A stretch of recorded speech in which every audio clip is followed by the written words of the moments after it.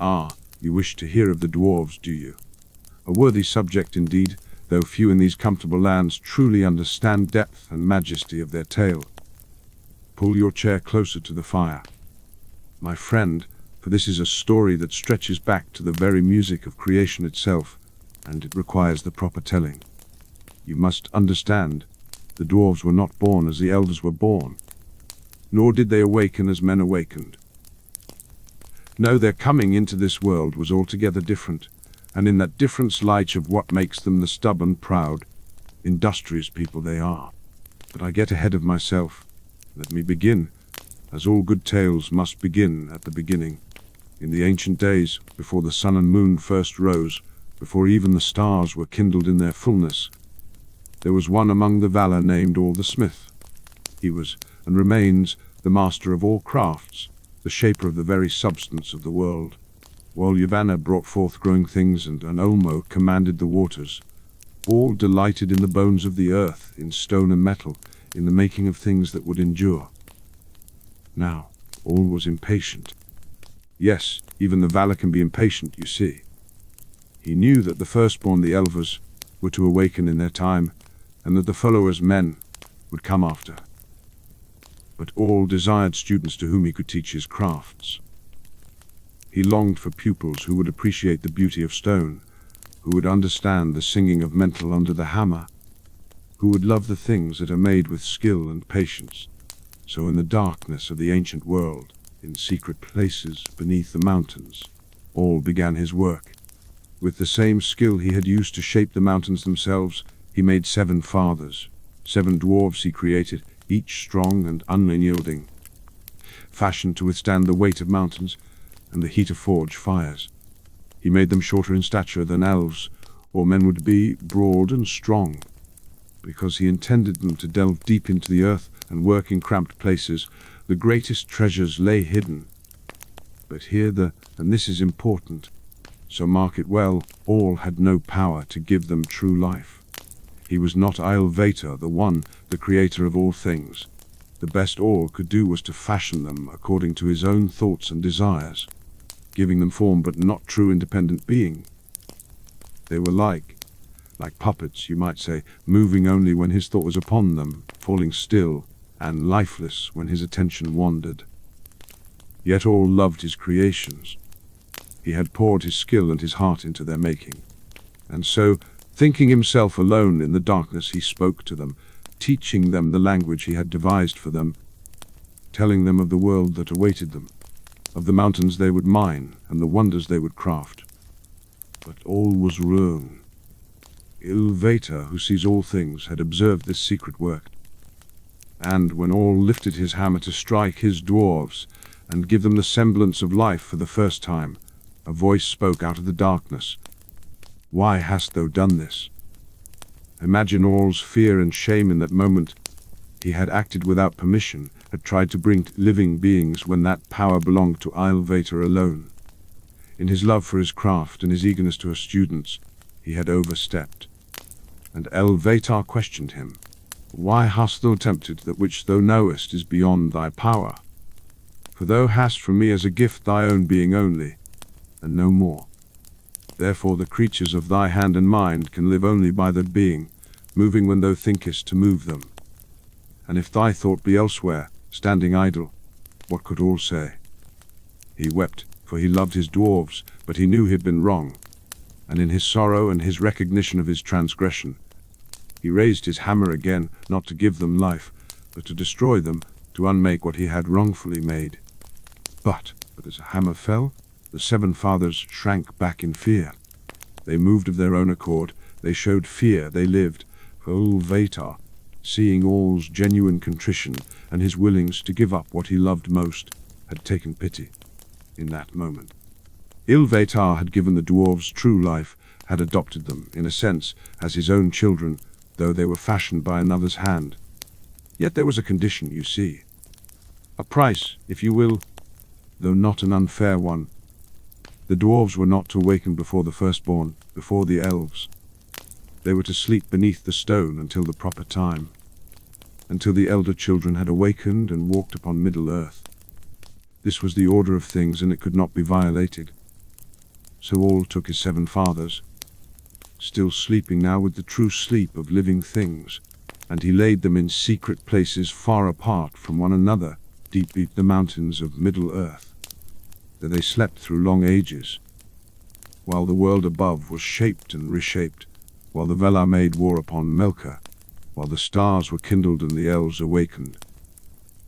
The place where the greatest of the 7 fathers lay sleeping was beneath a mighty peak in the northern mountains, far to the east. When the time came, when the elves had awakened and spread across Middle-earth, when the appointed hour had struck, the 7 fathers woke. Each woke alone in the darkness, in chambers of stone, with only the knowledge that all had placed within them. Knowledge of crafting, knowledge of stonework, knowledge of their own language, Khuzdul, which they would guard jealously ever after, teaching it seldom to outsiders. The father who woke beneath that northern mountain was named Durin. Durin the Deathless, he would be called in later days, for he lived so long that many believed he would never die.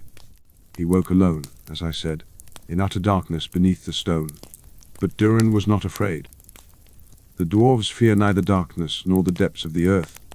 These are their native home, you understand. He rose and began to walk, and his feet led him upward through winding passages of stone, until at last he came to a place where a great cavern opened, and there, above a dark and still lake, the first light of dawn was reflected, for Durin had emerged at the very moment when the sun first rose upon Middle-earth. Can you imagine it? The first thing this first dwarf saw was light upon water. The reflection of the new sun in what would be called Miroma, Keld Zeram in his own tongue. He looked down into that water, and saw above him the crown of stars that the elves called Durin's crown, though he knew not yet what they were. And he looked upon his own reflection, and saw himself for the first time, broad and strong, with a great beard even then, for the dwarves were made with beards, a mark of their making and their pride. And being alone, being the first, he knew that this place would be his. He named the Muns Barazinbar Bundashothra, and Zirik Zidjul, the Red Horn, Cloudy Head, and Silvertine the elves would later call them, and beneath them he began to delve. Thus was founded Khazad-dûm, the Dwar-Delf, the greatest mansion of the dwarves that would ever be. Durin delved deep and built great halls of stone. He found there the precious metal that dwarves prize above all others, not, as many suppose, but mithril. That silver steel that is lighter than silk and harder than dragon scales. From those deposits the wealth and power of Khazad-dûm would grow beyond measure. But Durin did not remain alone forever. As time passed, other dwarves came to him, his own people, born in the natural way of living things, for the dwarves prove of children like other races. Yet they were few, always fewer than elves or men, for dwarf women are scarce, barely a third of their people, and not all dwarves choose to marry. Many become so consumed by their craft that they desire no other love than the love of the things they make. The other fathers of the dwarves woke in their own places, in the blue mountains of the far west, in the mountains of the south and east. Each became the founder of one of the 7 houses of the dwarves. But the house of Durin, the Longbirds as they were called, were always accounted the greatest, and Khazad-dûm was the mightiest of all dwarf realms. Now, you must understand something of the character of dwarves to understand their history. They are not like elves, those firstborn children who love beauty and song, and who live unless they are slain or die of grief. Dwarves are harder, more enduring, more fixed in their purposes. When an elf loves a tree, he loves its beauty, its grace, its life. When a dwarf loves stone, he loves its endurance, its truth, its unchanging nature. The dwarves love the work of their hands more than they love the growing things of the earth. This has led to much trouble between them and others, particularly between dwarves and elves. There have been alliances, friendships even, but always underneath there runs a current of mutual incomprehension. The elves think the dwarves graceless and obsessed with material things. The dwarves think the elves flighty and impractical, too concerned with beauty and not enough with utility and endurance. There is an old tale that explains this division. though whether it is true or merely a pretty story I cannot say with certainty. They say that when all fashioned the dwarfs, Joanna, his spouse, was troubled. She is the giver of fruits. You understand, the one who loves all growing things. And she foresaw that the dwarves would cut down trees without thought, would mine the earth without care for what grew upon it, would consume and use the growing world to fuel their forges and their craft. She went to Marmor, the chief of the Valar, and she spoke to him of her concerns. And man, after communing with Alveta, told her this, that when the dwarves came, and when the followers, men, came, who would be even more heedless of growing things, then her children would arise to defend the forests. Her children would be the Ents, those great shepherds of trees, strong as stone, patient as the growing wood, powerful enough to break rock and defend the forests against those who would harm them without thought. This pleased Yavanna, but there remained always this tension between the dwarves who delve and build and mine, and those who love the growing earth. Yet I have wandered from my tale, an old man's prerogative to wander down side paths. Let me return to the march of years. In those ancient days, the dwarves multiplied and spread. From Khazad-dûm, they built roads eastward and westward. They established smaller settlements, mines, and trading posts. They made contact with the elves, and that meeting was complicated. The elves had awakened first and spread across Middle-earth. They were in their spring then, beautiful and terrible, immortal and powerful. The dwarves, shorter lived, though they lived far longer than men would, and less fair to look upon, seemed to the elves almost like creatures of stone themselves, alien and strange. Yet the elves needed what the dwarves could make, and the dwarves desired the beauty that elves could create. So they traded dwarf craft for elf song, dwarf weapons for elf art. Great works were made in collaboration between the two peoples. The Noglam, the necklace of the dwarves, was one such work, but that comes later in the tale, and it brought only sorrow. The language of the dwarves, Kuzdal, remained largely secret. The dwarves taught it seldom to outsiders, guarding it jealously as one of their greatest treasures. Instead, they learned the languages of others, Sindarin, the grey elven tongue, and later the languages of men. They adopted names in these foreign tongues for use with outsiders, keeping their true names in Kuzdal secret, known only to their own people. But darkness was growing in the world. In the far north, Melka, whom the elves called Morgoth, the dark enemy had built his great fortress of Angband. From there, he spread fear and ruin across Middle-earth. He bred orcs to be his servants and soldiers, twisted mockeries of elves. He unleashed Borugs, demons of flame and shadow.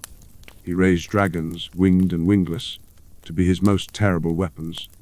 The dwarves fought in the wars against Morgoth, though they are often overlooked in the great tales, which were written by elves and concern themselves chiefly with elvish deeds.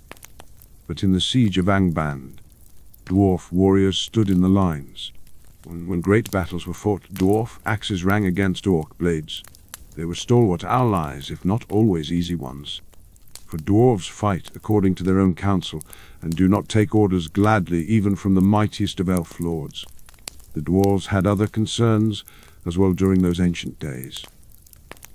In the Iron Mountains and other eastern ranges, there were troubles with creatures of the dark, with cold drakes and lesser dragons, with orcs that came raiding from Morgoth's territories.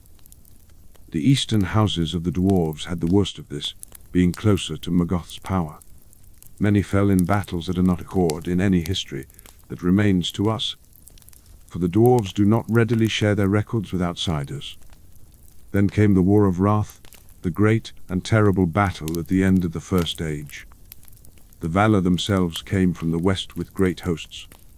They broke the power of Morgoth utterly, cast him beyond the circles of the world, destroyed Angband and all his fortresses. But in that destruction, great portions of Middle-earth were broken and drowned. The Blue Mountains, where two of the fathers of dwarves had awakened, were rent asunder. The sea poured in, and many dwarf halls were destroyed or flooded. Those dwarves who survived fled eastward, many of them, to Khazad-dûm, which stood far from the destruction, and remained in all its glory. Durin's folk welcomed them after their fashion, and the Dwaro Delph grew greater still. But 2 of the 7 houses were broken by that catastrophe, their lines mingled with others, their separate identities fading. The second age that followed was, for the dwarves, a time of both prosperity and growing shadow. Khazad Dam reached the height of its glory. The dwarves delved ever deeper, finding new veins of mithril, building greater halls. They established trade with the elves of region, who had settled nearby. Indeed, a great friendship grew between the dwarves of Khazad and the elven smiths of a region, particularly with their lord, Celebrimbor, the greatest craftsman among the elves of that age.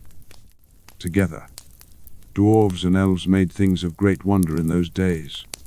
Knowledge was shared more freely than it had been before or will be again. The doors of Durin were made then, great gates at the western entrance to Khazad-dûm, wrought of Ithilden that mirrors only starlight and moonlight, marked with signs both dwarvish and elvish, a symbol of the friendship between the 2 peoples. But this golden age held within it the seeds of great evil. For in a region, Celebrimbor and his smiths were visited by one who seemed fair and wise, who called himself Anatar, the Lord of Gifts. He taught them much of the craft of ring-making, of binding power within circles of precious metal. But Anatar was in truth Sauron, the greatest servant of Morgoth who had escaped the destruction of his master. And his purpose was deception and domination. With Sauron's help, though they knew not who he truly was, the elven smiths made many rings of power, and Sauron helped make the greatest of these. 3 for the elves, 7 for the dwarves, and 9 for men. But in secret, in the fires of Mount Doom far to the south, Sauron forged a master ring, the one ring into which he poured much of his own power, by which he intended to control all the other rings and dominate their bearers. The 7 rings were given to the 7 houses of the dwarves, to the heirs of the 7 fathers. What happened to the ring of Durin's house, and indeed to most of the 7, is a matter I shall come to later. But you must understand these rings were meant to ensnare and control. For men, they worked all too well, turning 9 great lords into wraiths, then as gave slaves to Sauron's will. For elves, they did not work at all as Sauron intended.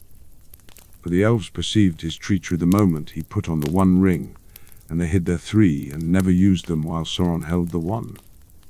But for dwarves, the rings worked differently. They could not dominate the dwarves or turn them into wraiths.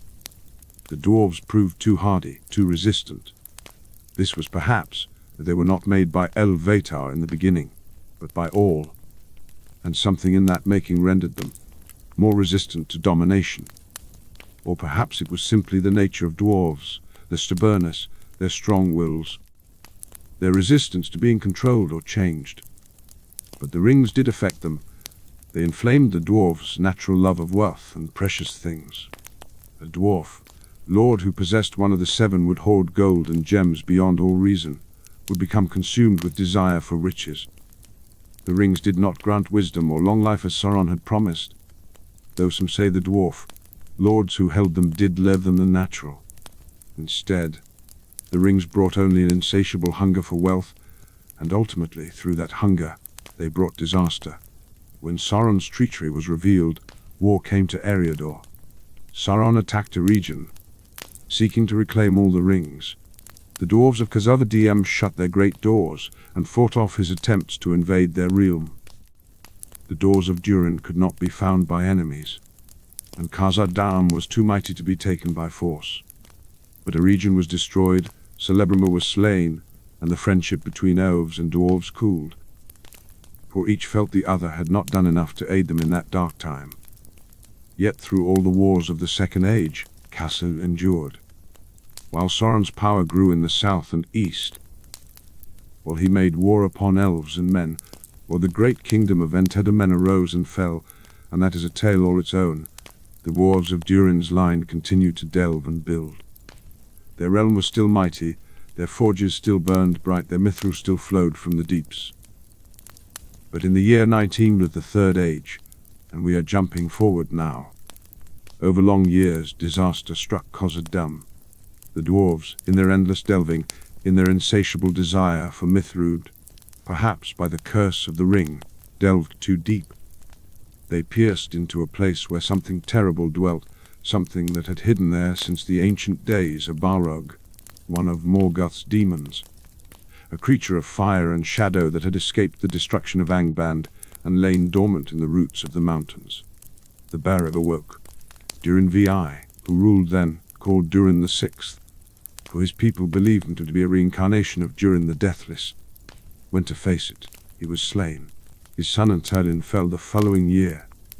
The Balrog could not be fought, could not be defeated by any power the dwarves possessed. They fled. The greatest mansion of the dwarves, the glory of Kazan, was abandoned. It became a place of darkness, called Moria, the Black Pit.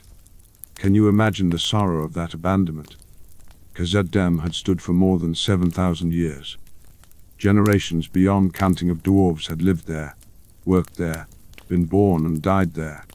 The greatest treasures of their people, the mightiest works of their craft, lay in its halls, and they had to flee, leaving it all to darkness and flame. The survivors, led by Tharian I, son of Endien, traveled north to the Grey Mountains, the Erd Mithrin. There they attempted to rebuild, to establish a new realm. For a time they prospered. The Grey Mountains held their own riches, their own veins of precious metals. Other dwarves joined them there, but it was never Khazad-dûm. It was never home, and the Grey Mountains held their own doom. Dragons, cold drakes from the north, began to hear of the wealth accumulating there. They came down upon the dwarves. One by one, the dwarf settlements in the Grey Mountains were attacked. In the year 2589, the dragons struck in force. Di and I was slain along with his second son Furva. It was too much. Once again, the dwarves were forced to flee. Now the people of Durin divided. Thura, Duain's heir, led some of them away to the far north, to Erebor, the lonely mountain which stood alone upon the eastern edge of Mirkwood. There he established a new kingdom. Others under Gra, Druin's younger son, went to the Aran Hills. The realm of the dwarves was sundered, no longer united under one king. But Erebor, our Erebor, became mighty in its own right. The lonely mountain held riches beyond imagination. Thura and his people delved into its heart and found treasures that drew dwarves from all the 7 houses. The kingdom on the mountain grew wealthy and powerful. They established a close relationship with the men of Dale, the city built at the mountain's feet. Trade flowed both ways, craft for the goods of men. It was a time of prosperity.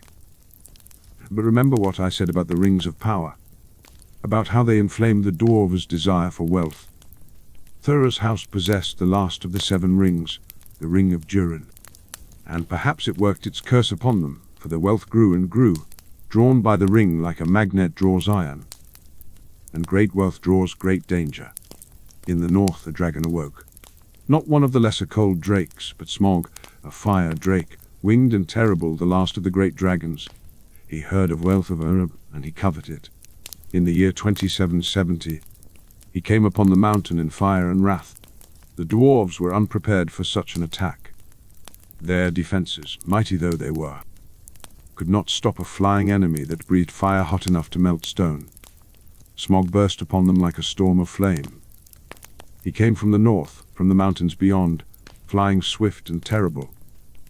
The dwarves of Erebor had barely time to understand their doom before it was upon them. Those who were outside the mountain, when Smog arrived, saw him coming, a vast shadow against the northern sky, growing larger with terrifying speed, and then the fire. The front gate of Erebor faced southward toward Dale, and many dwarves were working there that day, or trading with the men of the city. When Smog's shadow fell upon them, some fled inside, trying to reach the safety of the deep halls. Others ran toward Dale, hoping to escape into the lands beyond. But Smog came first to Dale. He descended upon the city in a fury of flame, for men were there, and their wooden buildings burned so easily. The city was largely destroyed in that first assault, though many of its people escaped, fleeing down the running river or into the long lake. Then Smog turned to the mountain. He struck at the front gate with fire and claw. The great doors, strong though they were, could not keep out a dragon. And the dragon was clever. He did not merely burn at the entrance. He flew to the side of the mountain where the secret door lay hidden. The dwarves had thought it safely concealed, but to a dragon's keen senses, the scent of treasure from within was like a beacon. Whether he found the door itself, or simply burst through the stone nearby, the tales do not make clear, but he found his way in. Inside the mountain, chaos reigned. Thura the king tried to organize a defense, but what defense could there be? A dragon in the halls of the dwarves was like a fire in a mine. It spread everywhere, unstoppable. The dwarves fought, to be sure. They fought bravely, with axes and hammers and swords. But dwarven blades, strong though they were, could barely scratch Smaug's armor of scales. And his fire filled the passages, burning those who stood against him. Thura himself, the king under the mountain, barely escaped with his life. His son Thurin was with him, and his grandson Thurin, only a young dwarf then, barely come of age. They were in one of the upper halls when Smaug broke through. Thura ordered the evacuation. Those who could flee should flee. He would not have his people die in futility, trying to defend an enemy they could not possibly defeat. So they fled through the secret passages, the escape routes that the dwarves had delved for just such emergencies, though they'd never imagined needing them against a dragon. They went out through the side passages and the upper vents, emerging onto the slopes of the mountain. Behind them, they could hear Smaug roaring in triumph as he burst into the great hall where the treasure lay. And what a treasure it was! Centuries of accumulation. The wealth of Erebor, gathered and augmented by the curse of the ring. Gold and silver in vast heaps, gems of every kind, works of finest craft and vessels, armor and weapons, jewelry and ornaments. The masterworks of generations of the finest smiths of Durin's line. And one piece above all others, the Arkenstone, the heart of the mountain, a great jewel found in the very roots of Erebor. Glowing with its own inner light, it had been the symbol of kingship in Erebor, the sign of the rightful heir of Durin. All of this Smaug took. He gathered it into a great pile in the deepest, largest hall, and he coiled himself upon it. From that day forward, he would lie there, sleeping on his bed of stolen treasure, waking from time to fly forth and terrorize the countryside, preventing any from approaching the mountain, jealously guarding his hoard. And the dwarves, those who escaped, gathered on the slopes, watching their home burn from within, seeing the smoke pour from the gates and vents. Some few had escaped with small treasures they had happened to be carrying, a piece of jewelry, a finely made weapon, tools of their trade. But most had nothing but the clothes they wore. The king under the mountain was a king in name only, dispossessed, homeless. They could not stay near Erebor. Smaug's rage would fall upon any who lingered. So they began a long and bitter march into exile.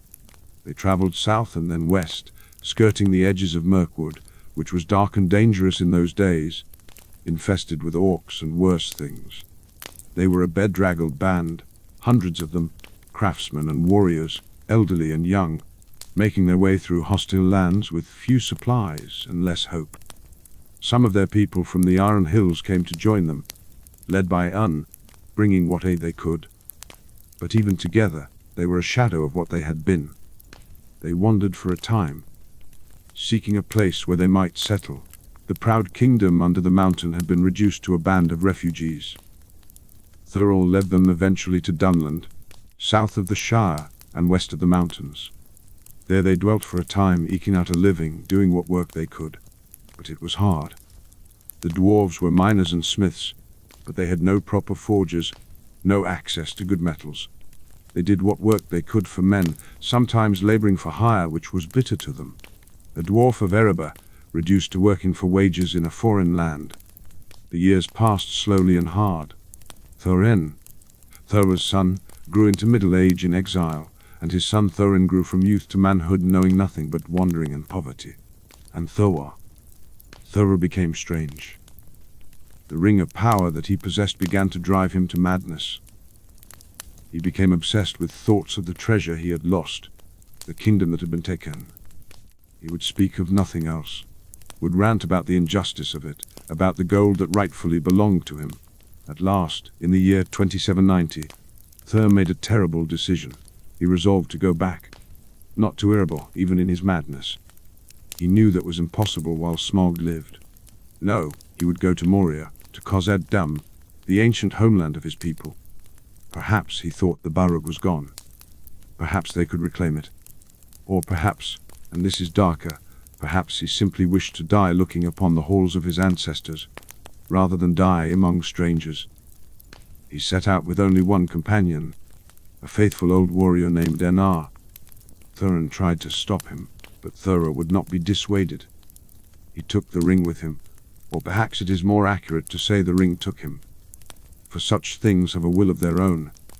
They travelled east through Rohan, and then north through the gap of Rohan, and then they turned east again, making for the western entrance of Khazad-dûm. It was a long and perilous journey for two lone dwarves, but they survived it. At last they came to the Dimril Dale, where lay the Merimere, where Durin the Deathless had first looked upon his own reflection.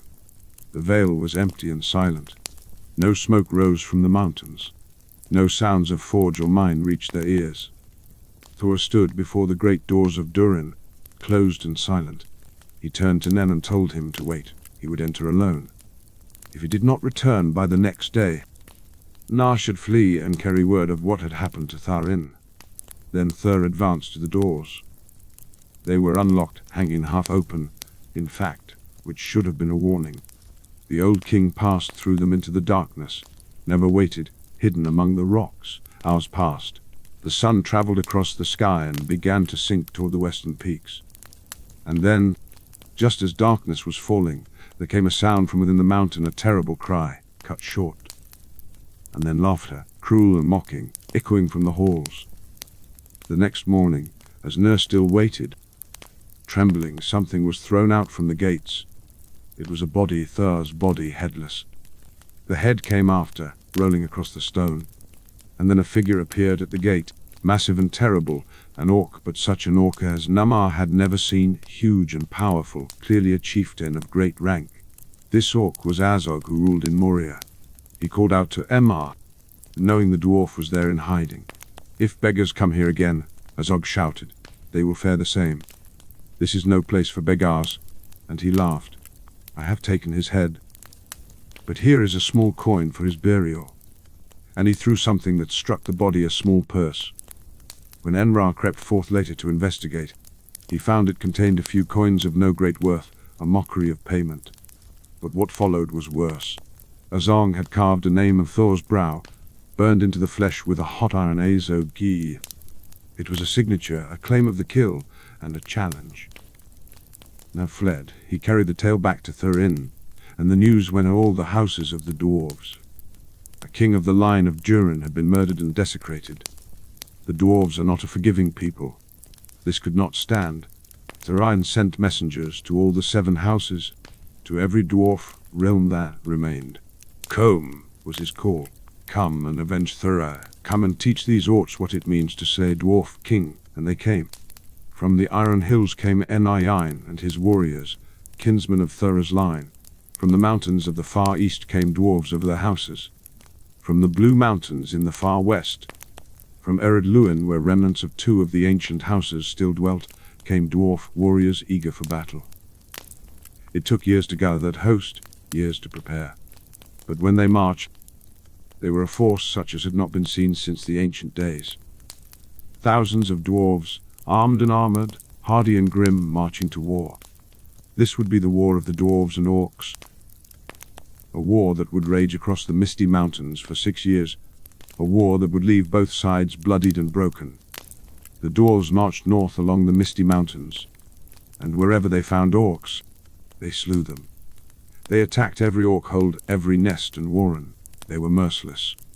The orcs were numerous, far more numerous than the dwarves, but the dwarves were better armed, better trained, and fueled by a burning rage. They fought in the darkness of caves and tunnels, where their superior skill in underground combat told. They fought on mountain slopes, and in narrow valleys where the orcs could not use their numbers to advantage. Many dwarves fell in that war. The fighting was bitter beyond telling. But they drove the orcs before them, clearing the mountains valley by valley, peak by peak, working their way northward toward Moria, toward the reckoning they sought with Azog. The great battle came at last in the year 2799, in the valley of Arzenobizar Nanduhirian, the Dibril Dale. The dwarf army come at last to the gates of Moria, and there they found an orc host waiting for them, the largest yet, gathered from all the strongholds that remained. Azog had called them all to him for this final confrontation. The battle began in the morning, and it raged all through that winter day. The orcs poured out of Moria like a black flood. The dwarves stood in their ranks, shields locked, axes ready. When the lines met, the sound was like thunder in the mountains. Dwarf axes rose and fell.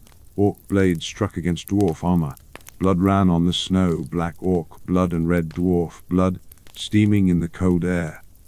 Back and forth the battle swayed. The orcs had numbers, but the dwarves had skill and fury.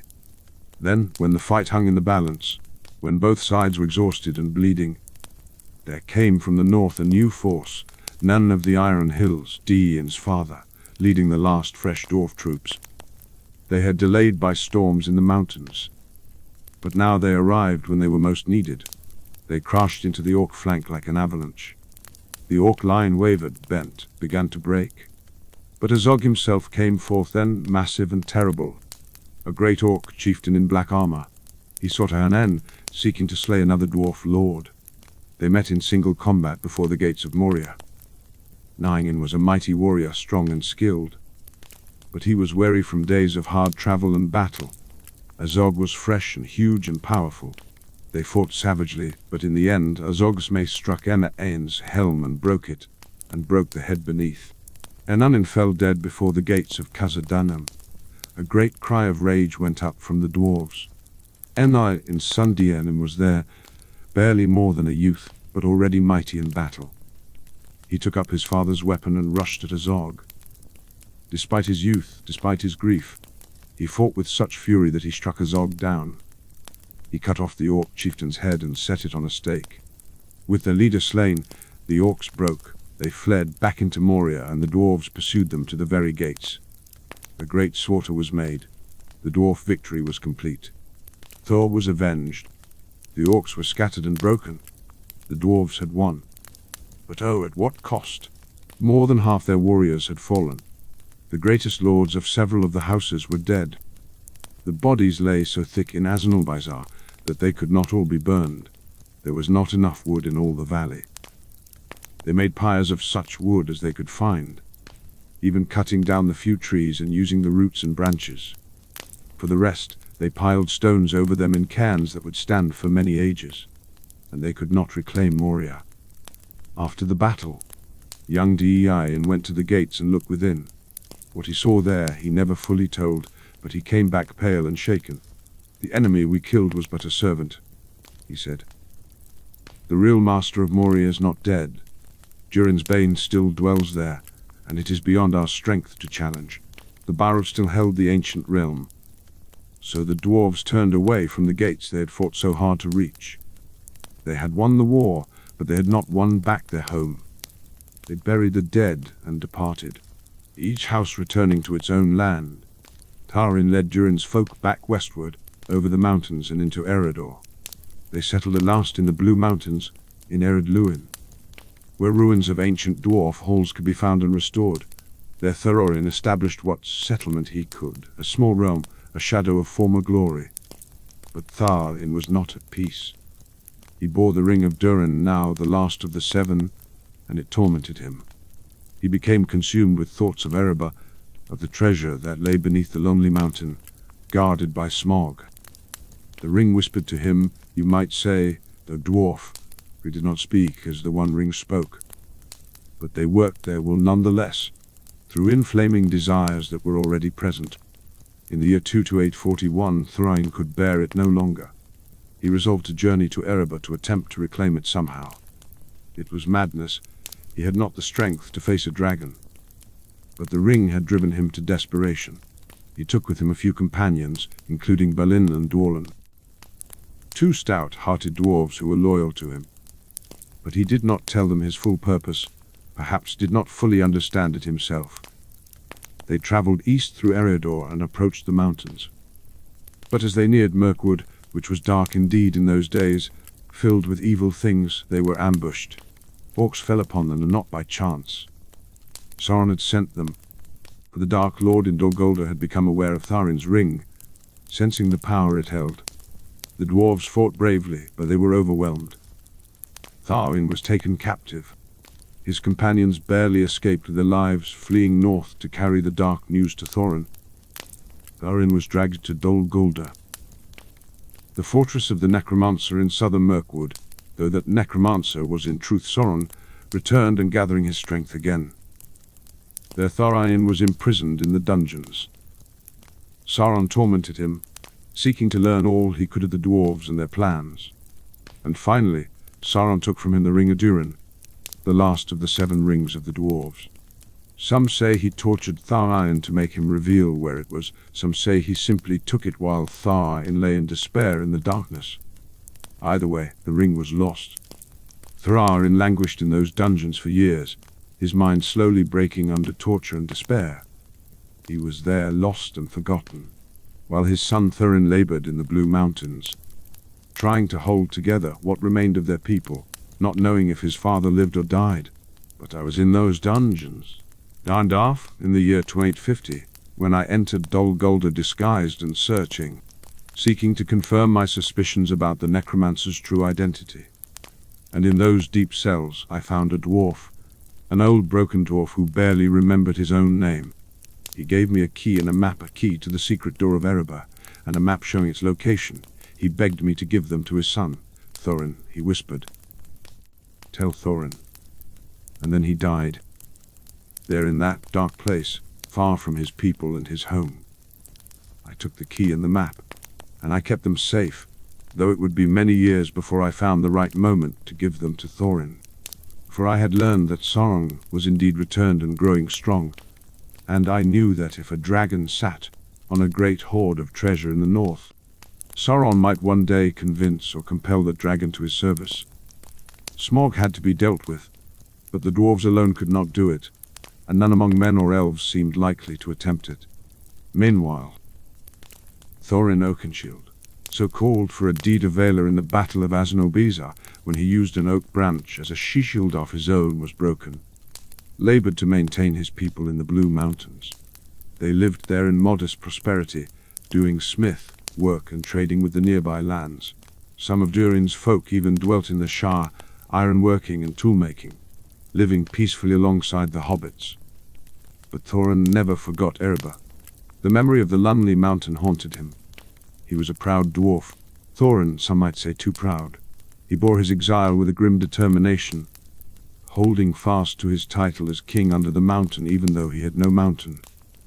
He was a skilled smith and warrior, respected by his people, but there was always a shadow on him, the shadow of loss, of a kingdom taken, of a heritage denied. The years passed. Smaug lay on his treasure in Erebor, venturing out from time to terrorize the lands around, preventing any settlement near the mountain. The ruins of Dale remained empty. The lands that had once prospered under the trade between dwarves and men were wilderness. And then, in the year 2941, I came to Thorin with the map and key his father had given me 90 years before. I had a plan, you see. The time had come to deal with Smaug one way or another. But I could not do it alone, and I dared not raise a great host that would merely alert Sauron to what we intended. That this required stealth, a small party, and a burglar. A burglar. I suggested to Thorin that he needed a skilled thief, someone who could enter the mountain unseen, scout out the dragon's defenses, perhaps even steal a portion of the treasure or find a weakness. And I knew just the person, or rather just the sort of person. A hobbit. Hobbits, you see, are naturally stealthy. They move quietly, they're clever than they look, and they're not on anyone's map of dangerous folk. A dragon would never expect a hobbit. I brought Tharin to the Shire, though one Bilbo Baggins, a respectable hobbit who had never had an adventure in his life. And there, in Bilbo's comfortable hobbit hole, I began the gun of the company that would journey to Erebor. Thorin brought with him 12 companions, his nephews Fili and Kelly, old Balin who had served Thurvai-in, Balin's brother Dwal-in and Gurin, skilled in medicine and fire making, Ori Nori and Dori, who were brothers before Bofa and Bomba, who were cousins. 13 dwarves and 1 hobbit, setting out to reclaim Claymore from a dragon. But that tale, the tale of that journey, of the adventures on the road, of Bilbo's finding of a certain ring in the dark under the mountains, of the coming to Erebor and the confrontation with Smaug, that is a story you have perhaps heard elsewhere. It is Bilbo's story, much it is the dwarf's story, and he has told it better than I could.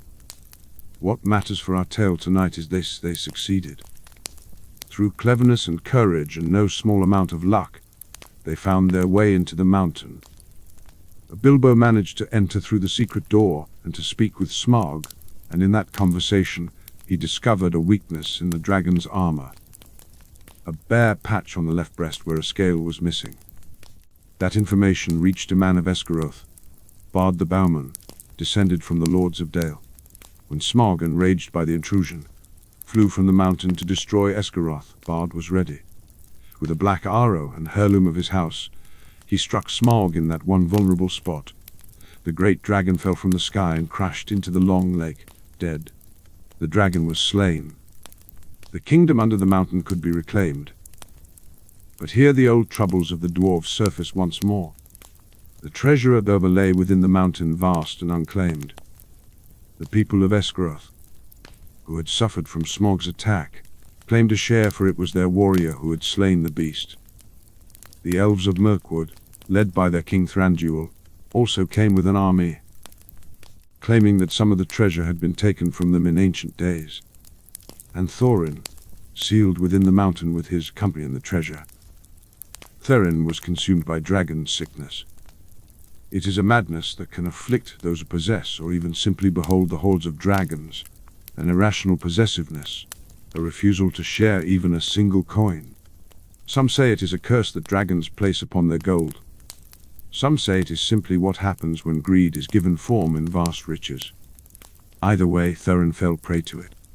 He refused all reasonable requests for a share of the treasure. He summoned more dwarves from the Iron Hills. War seemed inevitable, and war came, though not in the way anyone expected. Orcs and wargs descended from the north in vast numbers, seeking to claim the treasure and the defenseless region for themselves.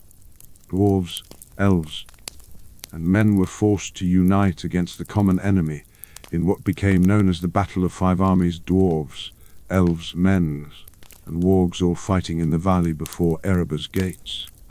It was a near thing, a desperate battle. The arrival of the eagles and of Bjorn the Skin Changer turned the tide at the last moment. The orcs were defeated and scattered, but the cost was high. Thorin Oakenshield was mortally wounded in the fighting, along with his nephews Efetheli and Caelle. He died after the battle, reconciled with Bilbo and the others, freed at last from the dragon's sickness that had gripped him.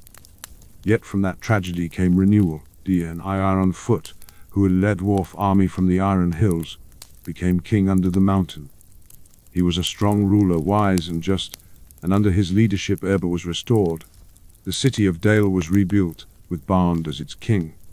Trade resumed between dwarves and men. The lands around the lonely mountain prospered once more. For the next 77 years Erebor stood strong. Dian ruled well. The forges burned bright again, though the deepest halls where Smaug had lain were still filled with his hoard, and sorting and organizing the treasure was the work of many years. Dwarf merchants traveled far and wide. The kingdom under the mountain was reborn. But then came the War of the Ring, and that is a tale closer to our own time. When Sauron's power reached its height, and he sought to find allies or cow all the free peoples into submission, his messengers even to Erebor. They came with offers and threats, seeking information about a certain hobbit, about a certain ring. Dian refused them. Even though he was by then very old, at 250 years, he stood firm against Sauron's demands. And when war came, when Sauron's forces struck northward, the dwarves of Erebor and the men of Dale stood together. An army Easterlings, allies of Sauron, besieged Erebor and Dale. The fighting was fierce. Din fell in that battle, defending the body of his friend Bran, king of Dale, before the gates of Erebor. He was over 250 years old, yet he fought to the last. With him fell Brand. Both kingdoms seemed on the point of destruction, but they held. They retreated into Erebor and withstood the siege. And then came news from the south. Sauron was defeated, the ring destroyed, the siege was broken. The dwarves and men sallied forth and drove their enemies away. Thorin, called Stonehelm in Sun, became king under the mountain. Once again, Erebor endured, and that, my friend, brings us nearly to the present day. Erebor stands still, strong and prosperous under the rule of Thorin Stonehelm. The dwarves endure, as they have always endured. They delve and they build, they craft works of beauty and utility, they trade with elves and men and even hobbits, though they've owed their secrets and their own counsel. The glittering caves of Aglarond, behind Helm's Deep, were granted to Gimli, son of Gulin, yes, the same Gulin who journeyed with Thorin to Erebor. Gimli brought dwarves from Erebor to settle there, and to shape those caves into halls such beauty that even elves marvel at them. He and Legolas the elf became fast friends, proving that the ancient divide between dwarf and elf need not be eternal. The dwarves are remarkable people when you understand them properly. They are often dismissed as greedy, as caring only for gold and gems and material things. But that is a misunderstanding. What the dwarves love is not wealth for his own sake, or not only that. What they love is craft, is the making of beautiful and useful things that will endure. They love stone because it lasts. They love metal because it can be shaped into forms of permanence. They love gems because they contain light and beauty in the most concentrated form. A dwarf smith does not make a sword merely to sell it or to display his wealth. He makes it because in making it, he honors the tradition of his craft, because in making it well he creates something that will outlast him, that will serve its wielder for generations. There is a nobility in that, a dedication to permanence and excellence that this changing world needs. Yes, they can be stubborn. Yes, they can be proud. Yes, their love of treasure has led them into trouble more than once. But show me any people who have no flaws, any race that does not sometimes go astray. The dwarves have endured where others might have failed. They have faced dragons and balrogs, orcs and disasters, exile and destruction. And they have always rebuilt, always continued. They are not like elves, who will eventually depart from Middle-earth to the undying lands, fading from the world. They are not like men, who are so numerous and so quick to change. The dwarves remain themselves, steady as the stone they love, maintaining their traditions, honoring their ancestors, preserving their craft across the ages. In the beginning, they were made in secret by Or the Smith, given life by Elvatar's grace. They slept beneath the stone until the proper time, then woke to find a world that did not expect them, that did not always understand them. They have been homeless and powerful, exiled and enthroned. They have built kingdoms and lost them, fought wars and endured defeats, won great victories and suffered terrible losses. But through it all, they have remained true to themselves. A dwarf is a dwarf, whether he dwells in the glory of Cardin Rum at its height or labors in exile in foreign lands. They carry their culture within them, in their language that they seldom teach to outsiders, in their craft that they pass from master to apprentice, in their long memories that preserve the names and deeds of their ancestors. And though their numbers are fewer than men, though they have not the grace of elves, though they are often overlooked in the great tales of Middle-earth, they are essential. Who else would mine the deep places, bringing forth the metals and gems that are needed for all the works of civilization? Who else would craft the finest weapons, the strongest armor, the most intricate jewelry? Who else would maintain the ancient knowledge of stonework and metalwork across so many ages? I have known many dwarves in my long years. I have walked in their halls and shared their meals. I have fought beside them in battle and debated them in times of peace. I have seen them at their best, loyal, brave, skilled, determined, and I have seen them at their worst, stubborn, greedy, unforgiving. But I have always respected them. When Thorin and his company set out from the Shire on that spring morning so long ago, few would have bet on their success. 13 dwarves and a hobbit, marching to face a dragon. It seemed like madness. But they succeeded because they had the qualities that dwarves have always: courage, determination, skill, and loyalty to their own. Even when Thorin fell prey to dragon sickness, even when all seemed darkest, those qualities carried them through. The history of the dwarves is not a history of easy victories or simple triumphs. It is a history of persistence in the face of disaster, of rebuilding after destruction, of maintaining identity and culture in exile. It is a history that teaches endurance. You know, there is something deeply moving about the dwarves' relationship with Cúldredum, with Moria. Millennia have passed since they lost it. Generations beyond counting have lived and died who never saw those halls. Yet every dwarf still knows of it. Every dwarf remembers that it was the greatest of their realms, the home of Durin, the place where their people came into their own. They speak of it with longing, though none now alive were born there. That is the nature of dwarvish memory. They do not forget. They carry the past with them always. Sometimes this is a burden. Their grudges are long-lived, their feuds can last for centuries. But sometimes it is a strength. Their traditions are preserved. Their crafts are not lost.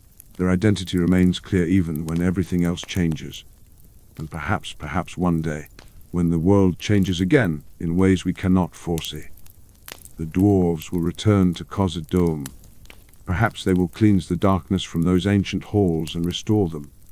Perhaps new forges will burn there, and new songs will be sung in the great chambers where Durin once walked. Who can say? The dwarves are patient. They can wait for their moment.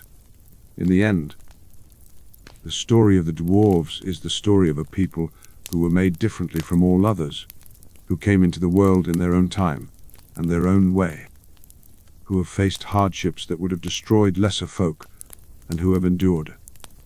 They are still here, still delving and building, still crafting and singing in their deep halls, still maintaining the traditions that all taught to the seven fathers in the darkness before the world began.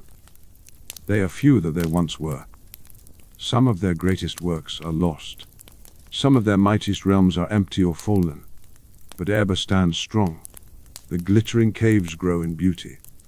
Dwarves still walk the roads of Middle-earth, and their smithwork is still prized above all others. The line of Durin endures and will endure as long as the mountains stand. That is the history of the dwarves, from their secret creation beneath the stone to the present day. It is a history of 7,000 years and more, of kingdoms aimed and fallen, of treasures gained and lost, of exile and return, of sorrow and glory. It is not finished yet. The dwarves will continue their story, shaping it with hammer and axe, with courage and craft, as they have always done. And somewhere, deep beneath the mountains, in places where no one walks, there are still halls that the dwarves carved in ancient days. There are still carvings on the walls, still traces of their craft. There are chambers that have been silent for millennia, waiting. The stone remembers, even if no one living does, and perhaps in the deepest places, there are veins of mithril still, untouched and gleaming, waiting for the day when dwarves might return to find them. For that is the way of things. Kingdoms torn, but the stone endures, people die. But the craft they taught lives on in their students. Ages pass, but the songs and stories remain. And the dwarves, children of all, adopted children of Isle Veta, they continue their long story beneath the mountains and upon them, in exile and in their halls, keeping faith with their ancestors and with their craft. And that, my friend, is why I find them worthy of respect and admiration for all their flaws. They are true to themselves, constant as stone, skilled beyond most others, and they endure. In a changing world, there is something reassuring about the dwarves. Whatever else may happen, they will be there, delving and building, making things of beauty and permanence, carrying on the traditions of their people. May the kingdom under the mountain stand forever. May the forges never grow cold. May the line of Durin never fail. And may those who appreciate fine craftsmanship never lack for the work of dwarvish hands. There, I have told you the tale of the dwarves, from their making to the present age. It is a long tale, but then, they are an ancient people, and every people deserves to have their story told, especially those whose story is often overlooked or misunderstood. Now then, the fire is burning low, and this old man has talked long enough. But I trust I have given you something to think on, about persistence and craft, about memory and tradition, about what endures and what passes away. The dwarves understand these things better than most. Better than most. Ah, you wish to hear of the dwarves, do you? A worthy subject indeed, though few in these comfortable lands truly understand the depth and majesty of their tale. Pull your chair closer to the fire, my friend, for this is a story that stretches back to the very music of creation itself, and requires the proper telling.